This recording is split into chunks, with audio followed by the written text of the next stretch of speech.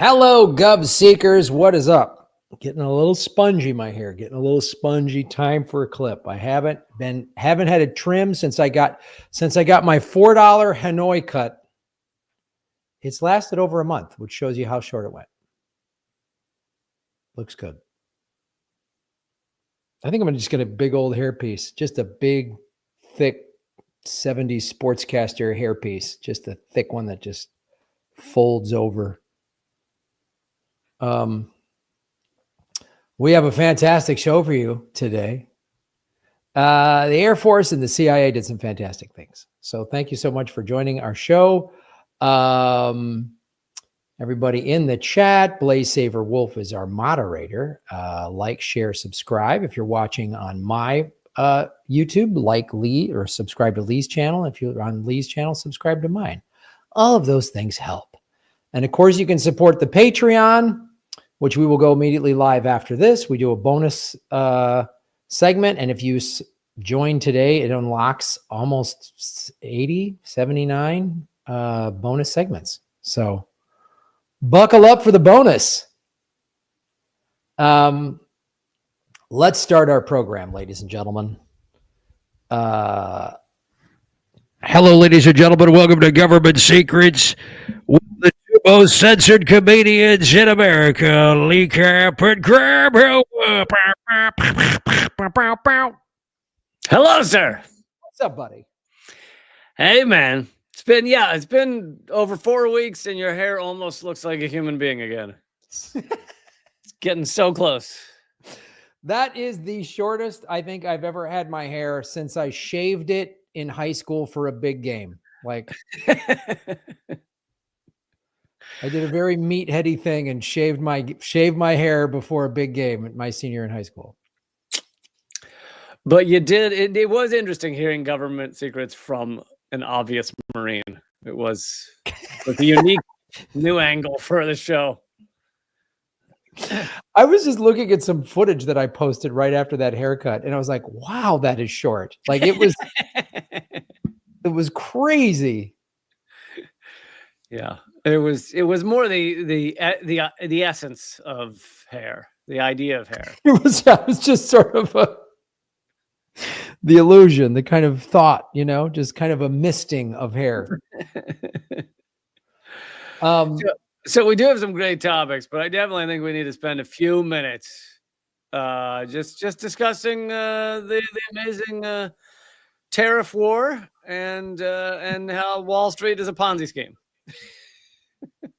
It's kind of amazing, like, to watch this in real time. I mean, I thought I would be like, but I had this epiphany. Like, it was during the fires, the second week of the fires. It was really stressful, and I was like, everyone in LA was stressed out and freaking out and all this stuff. And I just had this thing where I just got to surrender and let go. I really hit this place of surrender. And what were you surrendering to? All of the mayhem during the fires. The second week, the fires were so brutal for everybody in LA, and it was really stressful. And I was just like waking up every morning, flipping out, and just like, what do I do? What do I do? And I hit this I just got to surrender because this is so out of my control. And then, I went back east because a family member, one of my aunts is really sick, and you just saw like, oh, this is life, this is mortality, And then I went to Asia and just had this amazing experience. And I was like, I don't even know if I'm supposed to come back to it, but I'm like, all right, I guess the universe wants me to come back here. So I'm literally just watching this like, oh, wow, this is fantastic. Like, this is like, it's you're in the front row seat of a clown show. Yeah. Like, wow, I've never been to a circus up close like this. This is, I mean, it's so funny because it's kind of like watching a circus, but if you were out in the middle of it and the elephants were taking a dump on your head. Yeah, and it affected you on a daily basis. Yeah.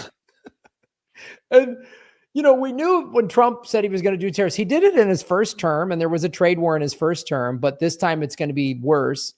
And this is the beauty of the, like, I firmly believe one of the reasons I keep talking about this, but I'm barely doing my YouTube show because it's just like, I can't keep talking about this political stuff because I think America is addicted to the two-party system. It's addicted to it's addicted to it. And one of the best examples is, so there's all these videos that started pouring around of Reagan in the 80s going, tariffs are bad, don't do tariffs. And of course, conservatives don't want to hear that. And then there's these new videos of Obama going, we're going to do tariffs and they're going to be great. And liberals don't want to listen to that. Yeah, I did on my live stream. I feel like I got pretty close to the heart of it all, because I was trying to. I mean, there's certain things on the surface level you can say that are kind of obvious, that it's even, that it's fairly unhinged, that it causes all this turmoil, that, what is his goal? But it's tough to figure out, like, if you're only looking at the surface level, what his actual goals are, because it's like, he largely wants to make Wall Street happy. I mean, he still has a lot of money in stocks of various things. Like, it hurts his money to see Wall Street collapse. By the way, Wall Street just shot back up because he announced a 90-day pause on the tariffs, except for China. But I think the root of it, when you really get down to it, is probably twofold. It's one, that Trump loves to make the whole world about him and to have all the power. And so when you're just causing mayhem and you're the one who can stop the mayhem, the whole world is looking to him right now. I mean, literally every country. And he also said, I can't wait for the meetings of these countries coming to me and saying, don't do this. So it's part of a narcissistic, megalomaniacal thing to just put yourself in the middle of sheer chaos and watch everyone try and, come running to you to either kiss the ring or talk you out of it or whatever. So I think that's part of it. But deeper than that, if there is any sense to it, it's that the U.S. is losing our hegemony. The petrodollar is waning. And no one will ever say petrodollar, but they will say global reserve currency, which are so linked at the hip that it's basically the same thing. As long as the petrodollar is strong, we continue to be the global reserve currency. And it seems that Trump thinks that by creating this giant tariff war, he can force countries to basically renegotiate the global economic system in a new way that will put America on top. Basically trying to stop what is inevitable, which is all of these other countries, specifically BRICS, going outside of the dollar, and the U.S. just being a dwindling empire.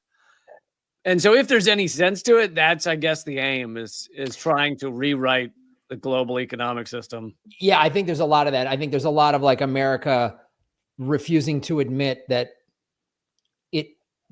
it's collapsing. And what China's done the last 15 years or so, since Obama was really going heavy, we got to stop China. China has gone. It's very pragmatic, and it says, 20 years ago, it was like, America is our number one customer. We don't want to piss off. We don't want to lose 300 million customers. So what they've done, especially the last 10 to 15 years, is increase their markets all over the world. So the whole world is buying their products. They're not just dependent upon one customer. They're just being a smart company. Yeah, the U.S. is down to 14% of their market, which is like, that means they don't need us, and that's why we've been sanctioning and bombing everybody and being lawless criminals. They've been like, we're going to build you a port, we're going to build you a school. I mean, they built a library in El Salvador. They're building a port in the southern part of El Salvador, and they're doing that all over the world. And there's strings attached, like, you got to buy our products, and everyone's like, great, we'd rather have strings attached for commerce than war and cooing our leaders. So China doesn't. And that's what the whole, I mean, look, I talked about this on my show when it happened in 2018, I think, when Russia and China dropped the petrodollar for the petro yuan, because they trade, China buys a lot of Russia's oil. Yep. And China's been like, all right, we don't want to be dependent upon oil, so we're going green. And then the other thing that is happening too, and I did this on my show, the Bitcoin Vigilante, I've renamed it. I did it on my live stream Monday, is there's evidence to suggest that Trump is also deliberately nosediving, doing the tariffs and nosedive the economy, so that the Fed is forced to lower. He's in a war with the Federal Reserve, right? So he wants to get the Fed to lower the interest rates, because when the interest rates go low, then credit flies into the economy and people can buy stuff on credit, which is how America's been built, credit. And also, I think too, and this is where I'm as a Bitcoiner, because he signed the Bitcoin Federal Reserve Bill, which didn't clearly say they were going to buy, on the campaign, he said, I'm going to buy 1 million Bitcoin or whatever. So the strategic reserve bill doesn't say that they're specifically going to do that. And Cynthia Loomis, who helped draft the bill, she understands Bitcoin. Trump doesn't. He just thinks it's like his gold shoes. He doesn't know what it is. Yeah. He also knows he just has a bunch of voters that are Bitcoin fans. So he's like, yeah I'm going to do the thing you like. Yeah. I went to their conference last May and was like, I'm your guy, know, and also does know that the United States does own roughly 190 some thousand full Bitcoins, right? So what I also think he's doing is knowing the country's going to start buying more Bitcoin. He wants to nosedive the price of Bitcoin, nosedive the economy and the stock market. Because as you say, all of his buddies are in the stock market. And he wants to get it so the Federal Reserve drops the interest rates so that he can buy Bitcoin on credit with a lower interest rate. And just infuse lower credit. That's one of my theories of what he's doing. But also it's all coupled into, and the fact that now that I didn't know that, you just said it, that he has now halted the tariffs. Well, that tells me this plan is not working. Well, it might be that it's not working, and this isn't to say he's smart. I think he's a lunatic at the heart of it all, but it might be that he knew everyone would freak out. And he knew he was going to pause it so that all of these countries, he did say, I'm looking forward to all these meetings with all these countries. So now there's 90 days while all these countries are coming to him saying, can we please come to some sort of agreement, that he has the leverage of being like the lunatic. It's like the lunatic with the gun, pointed at a gas container that'll blow up and kill everyone. And you're like, you'd be killing yourself. And he's like, yeah, I'll do it. It's just like, oh shit, we're dealing with a Looney Tune. Like, he put tariffs on an island that only has penguins. It's like, this guy is unhinged, and that gives you power. Well, let's be clear. Penguins have been getting a free ride way too long. I mean, it's true. But no, I think you're right, because when he first announced the tariffs, you saw some interesting behavior. You saw like Vietnam go, we'll do a deal with you, America, because it's about time we finally stuck it to Vietnam. Yeah. Well, I don't know if part of Vietnam doing that is, and this is why, if we've talked about this before, why our foreign policy during the Vietnam War was so misguided, is we didn't realize how much Vietnam hates China. So Vietnam was like, oh, you're going to tariff China? Well, then we'll make a deal with you, because we hate China and we want you to buy our products, not China's products, even though Vietnam, is a smaller country. But all of these countries are trying to like make deals. So it'll be interesting to see. What were you going to say? Well, one other point is, if the worst of the worst happens, where it legit throws everything into a recession, it's like severe recession, maybe depression, and you see major businesses collapsing, he and several of the other ruling elites, I think, know that, well, what happens when the worst of the worst happens? The two greatest examples of this in recent years is 2008 and 2020, the two collapses, COVID and the housing collapse. And both times we dumped trillions of dollars into Wall Street. So they might be looking at this, and I know some of his buddies, some of these billionaire parasite buddies, have been saying he needs to lay off the tariffs. But many of them may be looking at this as, well, push comes to shove, the U.S. government will just dump trillions into Wall Street. The American people will get fucked. And that's the goal. I think the goal of all of this is to force America to have to print more money, because the single greatest upward transference of wealth was COVID. I mean, all these new billionaires were created. So they were like, give us another crisis so that we can get a bunch of stimulus money. And I'm thinking the same thing. Fine. Give me some, I'll buy Bitcoin with it. I don't care. Like, I'm like, now my eyes are wide open to this. So if another crazy crisis and they're just giving money to everybody, I'm going to go, all right, I'm going to like, fine. And I think, and even though the billionaires that are against the tariffs, you also got to understand, they all could be in on this to a certain extent. They all could be publicly saying Trump, Mr. Tariff is bad. And then privately, they're like, yeah, tariff that shit up, because I think they know the lower interest rates is where they make money. And then the money printing, that's where because. Yeah. And there can be a rift in the ruling elite, which there has been with Trump for many years now. Sure. Some of them view him as their key to getting even more rich, and some of them view him as an unstable representative of America Inc., which is bad for certain businesses. Chris Hedges defines it as the rift between the corporate elite and the oligarchs, like the corporatists and the oligarchs. And I think those things can be kind of shades of gray. I don't know if it's just a split down the middle, but he said he talks about how the corporatists want some sort of stability. They want these, trade agreements around the world and shit like that, because it means they can, their businesses can grow and they don't have to worry about various things changing. Whereas the oligarchs want to break things because breaking things generally enriches the rich. Yeah, there's probably some truth to that, man. Like when Trump first got into office and all that stuff with him and Hillary, I was like, this feels like a battle of deep states, like, or just yeah.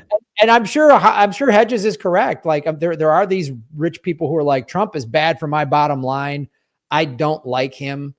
And just because I want to go back to this sort of neoliberal business as usual, where there's no big craziness, but we can all just make money and people can work just enough to not become revolutionaries. I know. So it's like, how much can we drive everything into dystopia before we end up with revolutionaries coming after us? Because you gotta know a lot of those oligarchs and Wall Street people got a little bit of like, when Luigi, they were like, we don't want 1,000 of these guys running around clipping us all at a moment's. And that's, if the American people cannot pay their bills, if they're so hungry and they can't pay their bills and can't feed their families, then they will take to the streets. And they do everything in their power to prevent that from happening. They will do everything in their power to prevent that from happening. And they're very good at it. And American people are very propagandized into falling back into their team of red, blue, or whatever, and not realizing it's a class war. But so, all right, I think we solved that problem. On to the next. If you have cash, buy some stuff that you know is going to bounce back up. Or just be like a rich person and wait for the interest rates to drop and get more. They just get debt and they buy assets with their debt, and then they never pay off their debt. That's all they do. Yep. So let's do our first segment, buddy. Who do you want to bomb, a Ramada, or do you want to do a failed CIA ops? I hate to break it to you, there was no bomb involved, but the handful of times I've stayed at Ramada's on the road, I would like to be bombed. When I've stayed at Ramada's, it looked like one had already gone off. I might have stayed in this one after the event. Ramada's always looked like, did they just have a flood or a fire? It's like, the Red Roof Inn booked? Like, what happened? Why are we stuck here? We can do mine and then yours, and then if we have extra time, I have a third. So. Another hotel chain that got taken out. No, sorry. Best Western also been bombed. When the NSA went after Best Western. All right, we'll do mine. Is that what we're gonna do yours? We'll do mine and yours, and then we'll see what time we're at. Lee Caps, first segment. The Air Force attacks the Ramada Inn to keep terrorists out of our hotels. That's just my guess. I don't know what this story is, but I'm just guessing. There's either terrorists or communists over at the Ramada. I assume that's the excuse they're giving. On the morning of October 20th, 1987. Do you remember that morning, Graham? United States. That was Ramada Friday. What was that called? Yes, that was it. United States Air Force A-7D-4CV Corsair 2, piloted by Major Bruce Lips Teagarden. His nickname was Lips, which if you're going to blow up a Ramada, definitely have a Lips do it. Like, that's the guy you send. They're just like, just send Lips over to the Ramada and let him take care of business. Send Lips into that Ramada. Yeah, the one where we killed the hooker, left her in the bathtub. Just Lips will take care of all that. Lips, you want to clean up our little party from last night? Over. Lips, clean up at Ramada on I-25. Lips, we need a napalm run over at the Ramada off the I-45 freeway there. And his last name is Teagarden, which is another good name for a blown up hotel. Lips Teagarden. Let her rip, Lips Teagarden. Teagarden notified controllers at the Indianapolis International Airport that his aircraft had sustained some sort of engine failure about 15 minutes southwest of the city at around 31,000 feet, and he was returning to Indianapolis to attempt an emergency landing. So he's 15 miles away. Sounds like there was probably a lot of space over those 15 miles where he could have landed a plane without blowing up a Ramada, but, you know. As his altitude dropped, Teagarden was chose to eject from the aircraft 500 feet off the ground. The plane made a slight right turn. So this is basically right outside of the airport. So he just ditched the plane? He's like, this seems like it's not going well. I'm out. Wow. Thanks for your bravery, Lips. Come on. This is like, I don't know where this is headed, but I'll see you later. Just eject. Not my problem. Yeah. Watch out down below. I'll see you later. I actually have a tea time coming up about a half hour. I hope everyone at the Ramada is wearing helmets. The plane made a slight right turn towards the Park Fletcher business development. It first struck a Bank One branch on Bradbury Avenue, bounced off the roof of that bank, flew across the street, hit an embankment, went 25 feet more airborne, and then crashed into the front of the Ramada Inn. Teagarden landed in a parking lot of an Ace Supply Company 4 blocks from the hotel. And then he just went in there and hit the vending machine and got like a soda and a couple of... He's like, this is a rough day. Do you guys sell alcohol?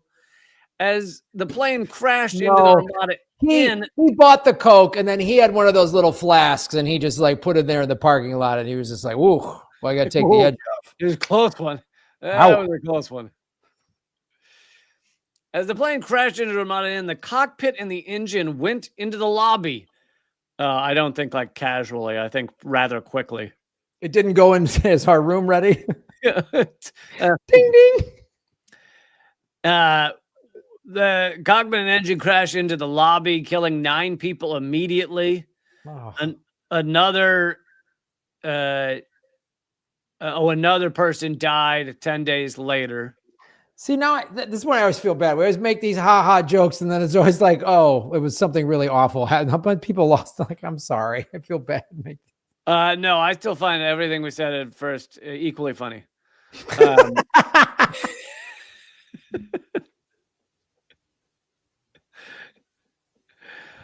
Listen, Graham, they would have wanted us to find some joy out of this. If I had a family member die from something like that, I would want 2 comedians to make fun of it. I mean, when I die, I hope my wake is going to be nothing but jokes about me. Look, the key is just to punch up, and we're not making fun of them for dying. We're making fun of the Air Force for sucking. Yes, no, that's what we're doing. It's totally fine. So you're saying Springtime for Hitler and the Producers was not okay? You're saying not Holocaust jokes not okay, Graham? Where we stand on that? No, those are good movies. Those are good jokes. Maybe Mel Brooks didn't know that people had died in the Holocaust. Maybe that's that's probably true. There's like cut a guy a break. So 10 people died. They died. The wings went into the upper floors of the top of the carport and upper floors of the hotel. Again, I think went is a nice way of saying that. I think it was rather quickly.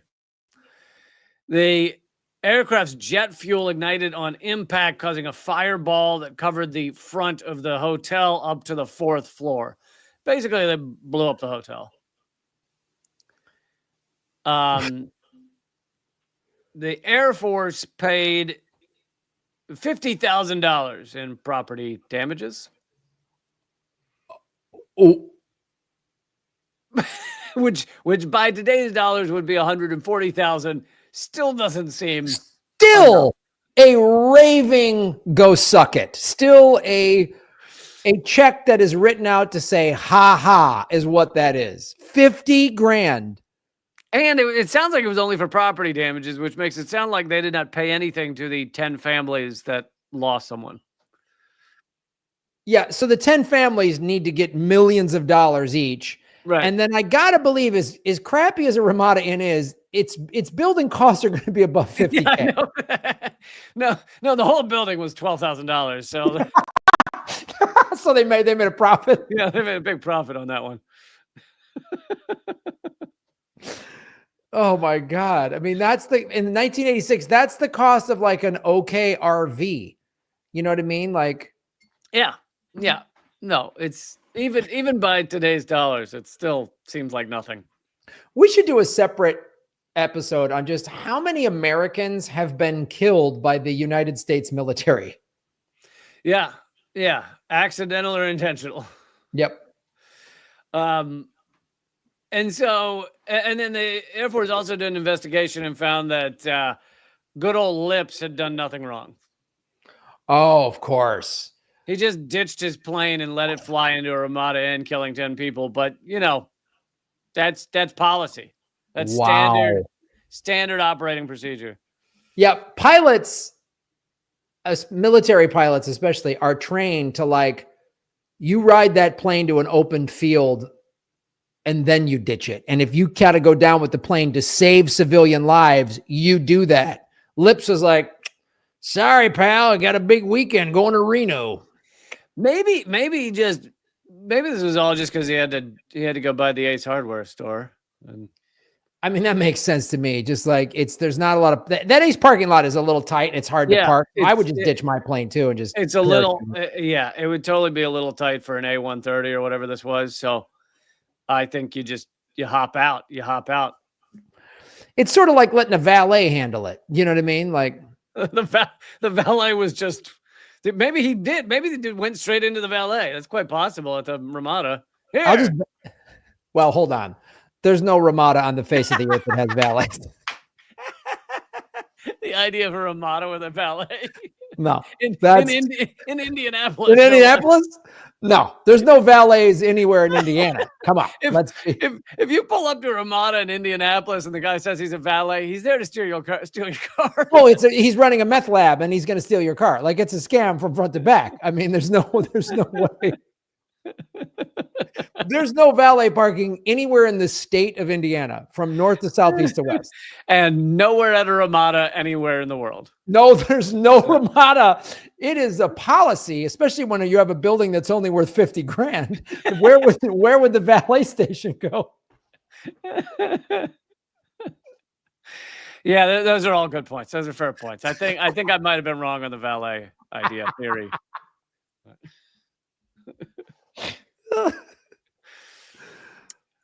But yeah, so that's the time our Air Force attacked a Ramada Inn, and just one of the many times that our Air Force has killed Americans, and we never really hear about any of them.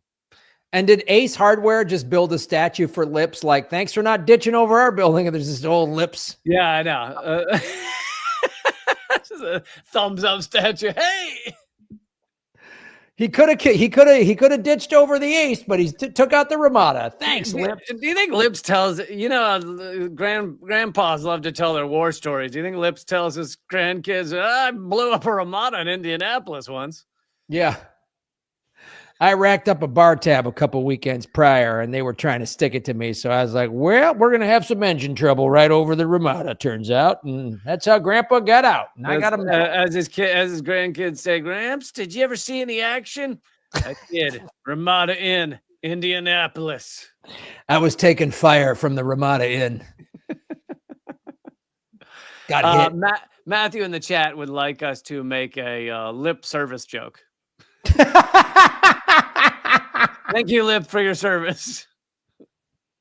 Thank you for your service, Lips. That's the statue right outside that Ace Hardware, just south of Indy.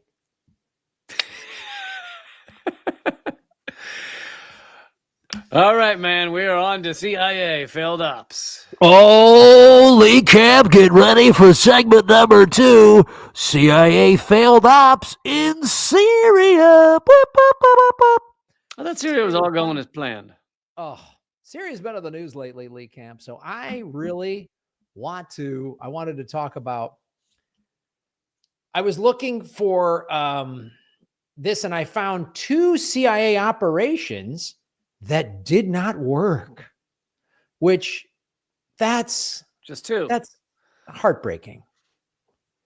The first one, attempted regime change, in Syria between 1956 and 1957.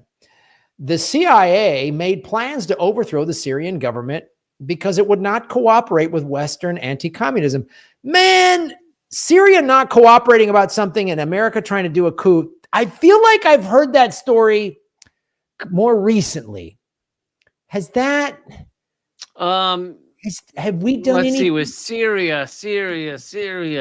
No, nothing's coming to mind. There's nothing like Obama and then Trump and then Biden. Like there's some pipeliners. Anyway, that's no way. America wouldn't do that.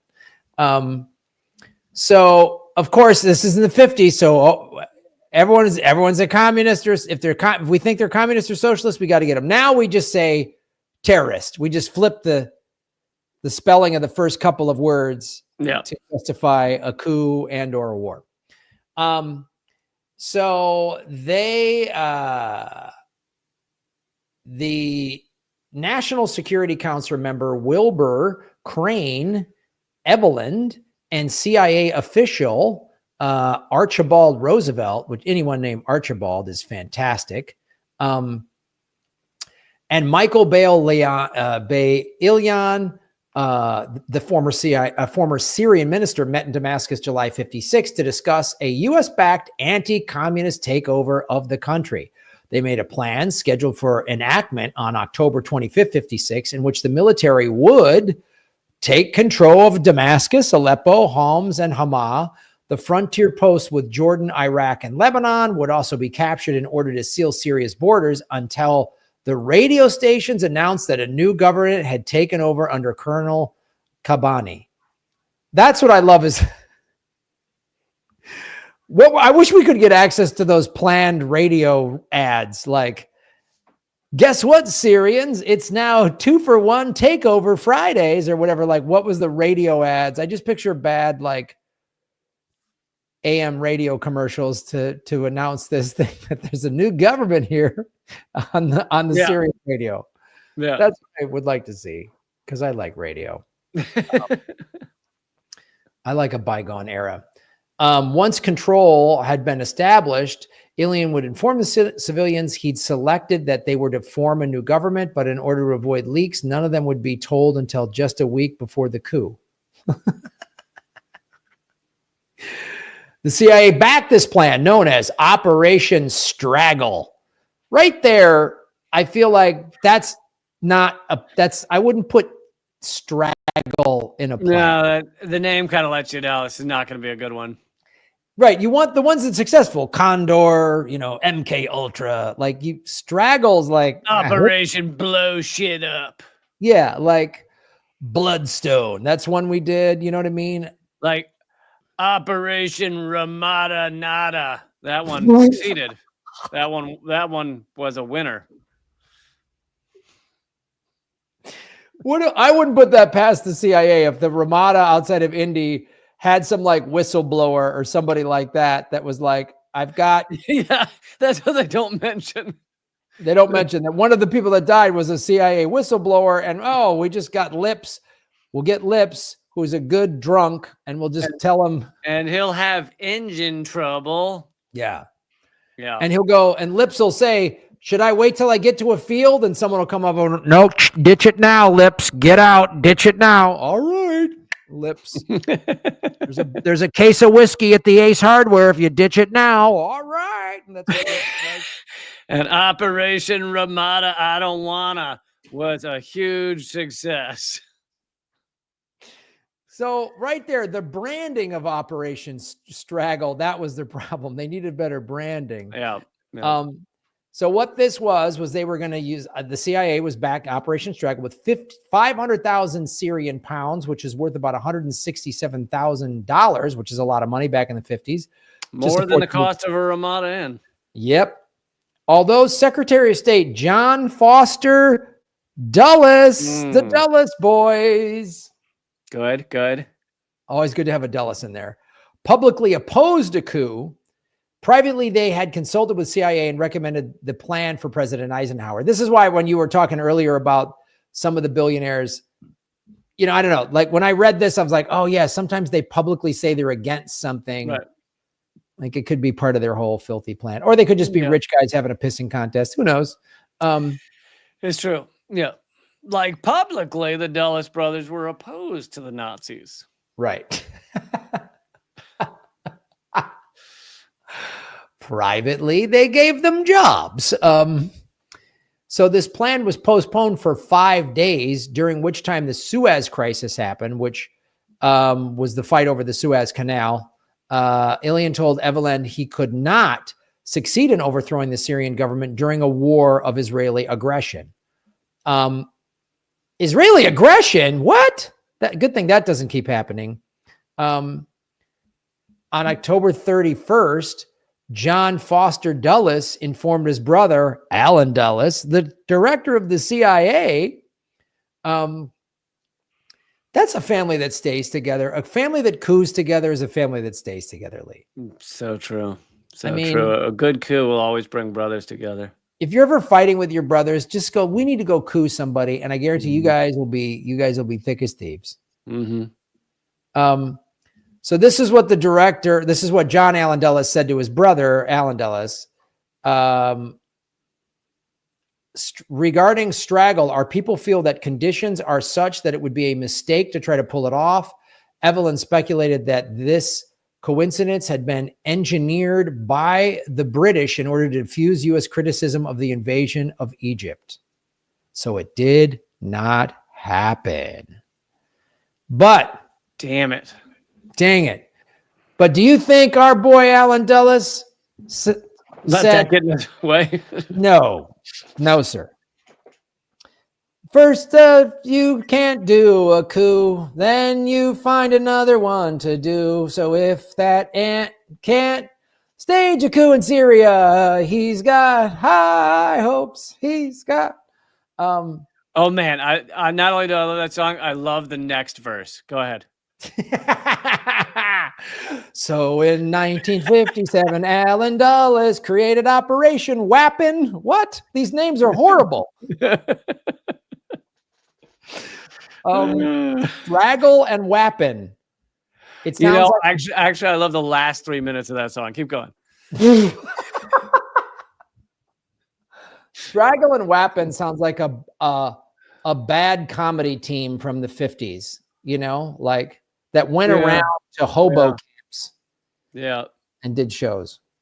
So CIA Director Alan Dulles continued to file reports about the dangers of communism in Syria. This was in 1957. The CIA planned for another coup, codenamed Operation Wappin, and organized by Kermit Roosevelt. Oh, yeah, good old Kermit. Hey ho, it's time for a coup. Oh man, we're getting all the tricks pulled out of the hat for this episode.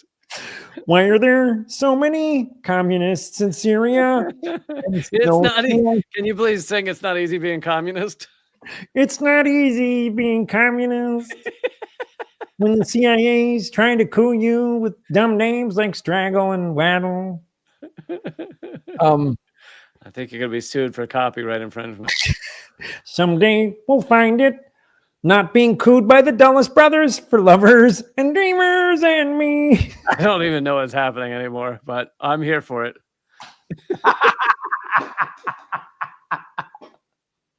Lee, we should start a coup. We should start a coup tier on Patreon, folks.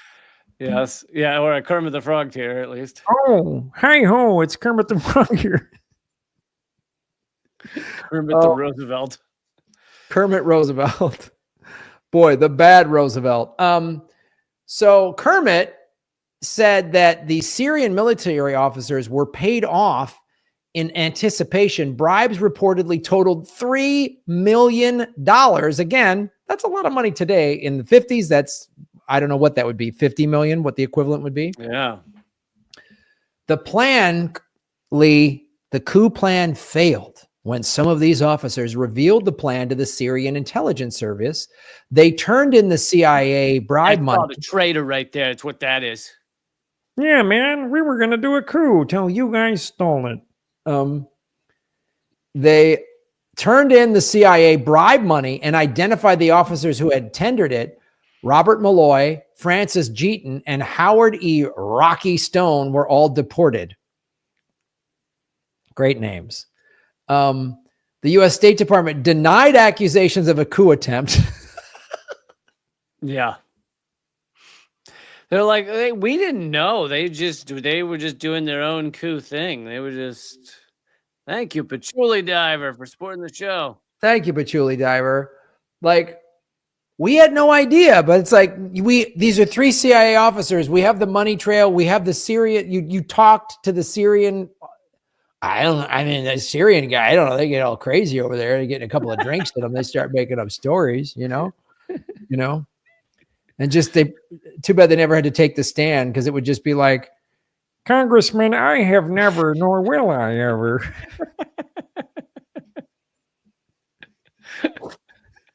I mean, who could ever side against that? I know. Hey ho, Congress, Kermit Roosevelt here. I didn't do a coup. So they denied the accusations of coup attempt and banned the Syrian ambassador to the U.S. That's the balls on the United States. We try to coup your country. Yeah. You catch us. We deny it, and then you're the bad guy. Yep. We ban you. Oh. Yep. It's almost like a country committing a genocide and then playing the victim. I don't know who I'm talking about. I don't know who you're referring to, but I'm just going to say it's anti-Semitic. I don't know what you're talking about. Oh, hey, what time is it in Tel Aviv? Oh, that's anti-Semitic. Yeah. U.S. Ambassador James Moose. Where do they get these names? Rocky and Moose. It's like old mob guys who was Rocky on Moose and Lips. That was one of my favorite singing groups. Rocky, it's like a bluegrass band. He was on home leave during the coup, but surely knew the details, was not allowed back into the country. The New York Times backed the U.S. government's claim. Really? The New York Times was in step with the CIA? That's new. No, that can't be. And they suggested that the story had been fabricated for political purposes. That's classic CIA. They do something fucked up, they get caught, and then they try to make you out the bad guy. That's what they do with whistleblowers. That's what they like. Yep. Oh, yep. Why did these 3 CIA guys get sent home? Oh, come on. They just got drunk at a bar and got kicked out. Okay. All right. The decision by President Eisenhower and Secretary Dulles to appoint veteran diplomat Charles W. Yost as the new U.S. ambassador to Syria was meant to help clean up the mess that the president had created. After the coup attempt was exposed, the U.S. government and media began describing Syria as a Soviet satellite. Oh, that old game. Love that recipe. Love that recipe. Hey, you've never been accused of that, have you? Has anyone? I think that was a pretty original take. Soviet influence. Oh, I've lost friendships just from appearing on RT. Have you? Oh yeah. Oh yeah. That's so funny. Isn't that great? Gotta love open-minded. I have people who are still scared to have. I mean, they won't tell me; they just don't answer me. But still scared to have me on, and I haven't been at RT in 3 years. Oh, dude, when my special came out 2 years ago, I moved back to LA with the intention of I was going to be a guest on 30 or 40 podcasts to promote it. I ended up doing about 10, and all of these comedians just didn't even respond. Like none of them. Like, and I got Did they say why? Most of them never even responded. Some said, "Oh, we're not doing it right now." You didn't even work at RT. You never worked at RT. Just because I was a regular on what's her name? What's his name? Peter Crosstalk. Oh, yeah. Crosstalk. Yeah. I did that show a lot. I was on your show, and then I had a lot of RT people on my show, and I was a Ruski. One intelligence report suggested that the USSR had delivered more than 123 MiGs to the country. Reporter Kemet Love later said that there were indeed not more than 123 MiGs. There were none. In 1957, the U.S. deployed a fleet to the Mediterranean, armed several of Syria's neighbors, and incited Turkey to deploy 50,000 troops to its border. Secretary of State John Foster Dulles suggested that the U.S. sought to invoke the Eisenhower doctrine of retaliating against provocations, and his intention was later confirmed in a military report. No Arab state would describe Syria as a provocateur, and these military deployments were withdrawn. Nice. And then there was the assassination plot in 27, but that wasn't a CIA. That wasn't a CIA operation. That was just a good old assassination plot. So those are the two operations the CIA tried in Syria that failed miserably. Again, I can't believe we did anything that failed. That's frustrating. There needs to be some accountability for this. Someone needs to be an investigation when you get to the bottom of this. Oh, and of course the New York Times and that old trick. Oh, they're nuts. It was their fault for it's just, and they're still doing this. This is the same. They're doing the same tactics now. Oh yeah. Same playbook. Works like a charm. All right. I want to get one more in here. One more. Slide it in, Lee. What else? Bonus story. Government secrets bonus story. Is it another hotel chain blown up? No, I'm sorry. I know you enjoyed that, but no more hotel chains. A Steak and Shake in Ohio. What did they get this time? What happened? Nope. Completely different topic. This is another slave revolt that you never heard about.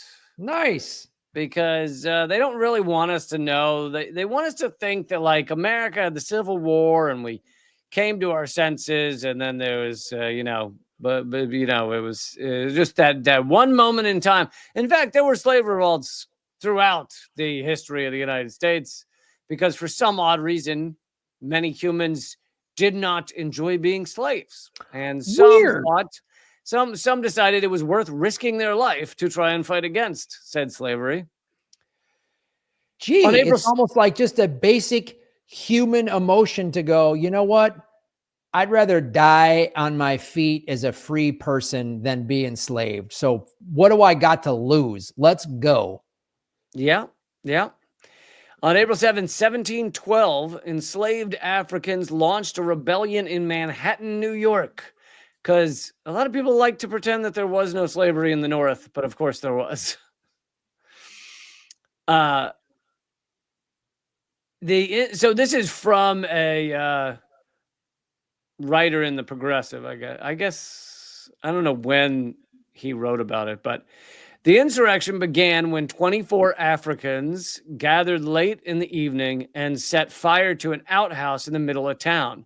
These African men and women, enslaved and oppressed into an inhuman system, had reached the breaking point. They would rather have died than continue to be treated as less than human beings simply on the basis of their skin color. When local whites arrived to extinguish the fire, the Africans emerged wielding axes, guns, and swords. 9 whites were killed and 7 were wounded. Militias from the New York area were called in to put down the insurgency. In the end, 21 Africans were executed for participating in the revolt, and many others were imprisoned. The lesson New York authorities took away from the revolt was not to end the institution of slavery and the oppressive racial hierarchy. It was to strengthen the system. For example, the enslaved were no longer allowed to gather in groups of more than 3. New York maintained slavery for decades thereafter. It wasn't until 1799 that a law was passed that would begin to do away with slavery in the state. And of course, the United States didn't abolish it till 1865, and for 100 years more, preserved a system of race-based discrimination. And let's be honest, continues to this day to have race-based discrimination. But yeah, that's the slave revolt, just one of the slave revolts in the 1700s in Manhattan. Oh, wow. And my guess is there's no statue or plaque anywhere in Manhattan. Probably not. Probably not. Like, and but I'm sure there's that Christopher Columbus statue, right? Isn't there? Right? There's a lot of Columbus statues, a lot of Columbus roads. There's also they do have a statue of Lips Tea Garden going like this. In Manhattan. But yeah, and this also goes against, we've talked about this before, but this idea where people go, well, it was, slavery was the thing of the time, so you got to judge someone by the time.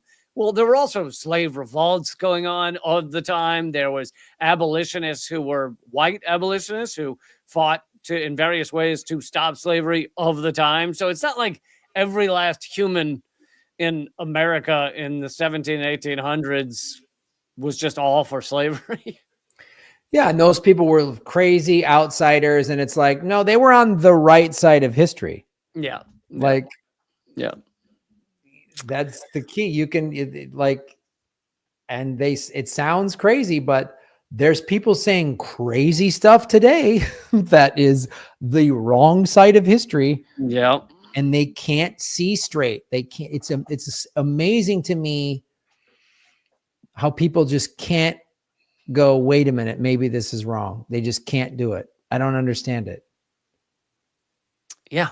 Like when the U.S. is creating and backing a genocide every day of the week. And it's being live streamed on your phones, on Twitter, on Facebook, everywhere. And yet there are not enough Americans that feel the need to stand up against it.